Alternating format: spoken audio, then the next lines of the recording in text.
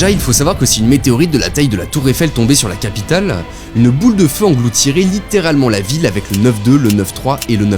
Pour te donner une idée, seule une personne sur deux vivant dans cette zone survivront. Ensuite, les radiations de chaleur vont continuer de se propager au-delà de l'île de France, brûlant au second degré des centaines de milliers de personnes. Bref, tous les arbres ont cramé et s'il y en a encore debout, une onde de choc va finir de les aplatir, détruisant par la même occasion toutes les habitations. En fait, l'onde comprime brutalement toute l'air autour d'elle comme un mur invisible qui avance à toute vitesse. Ça a pour conséquence d'écraser les cages thoraciques des personnes présentes dans la zone, ce qui abîme fortement leurs poumons, sans te parler des dégâts sur les tympans. Cette onde de choc est accompagnée de vents extrêmement violents, mais le pompon sur la Garonne, c'est le tremblement de terre qui sera causé par l'impact et qui s'étendra jusqu'aux côtes normandes. Pour te donner une idée, il sera entre 5 et 7 sur l'échelle de Richter. C'est à peu près la même puissance que le séisme de Lambesque de 1909, l'un des plus gros de notre histoire contemporaine. Et évidemment, qui dit séisme dit tsunami, sans parler des milliers de tonnes de poussière soulevée. Bref, c'est la merde, et si tu te trouves dans la zone rouge, bah ça va être très compliqué pour toi. Alors tu peux essayer les bunkers de la capitale, comme ceux présents en dessous de la maison, de la radio et de la musique,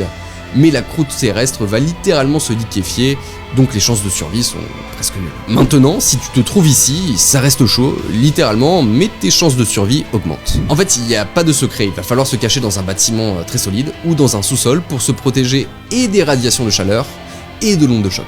La majorité des infrastructures seront soufflées ou incendiées, donc évite les feux, notamment grâce à un extincteur. Maintenant, si t'habites ici, t'es un petit vénard. Enfin non, mais tes chances de survie sont plus élevées puisque le tremblement de terre ne ferait que 5000 victimes. C'est moins que les millions précédents. Donc voilà, tu te mets gentiment sous une table et t'attends que tout ça passe. Après, d'une manière globale, la chute d'une météorite, ça s'anticipe, donc si t'es un peu malin, tu vas directement à la montagne pour te mettre à l'abri. Alors j'aurais aussi pu te parler des risques liés aux centrales nucléaires, mais bon, ça sera pas nécessaire puisque l'humanité apprend à dévier la trajectoire des météorites, donc pas de panique.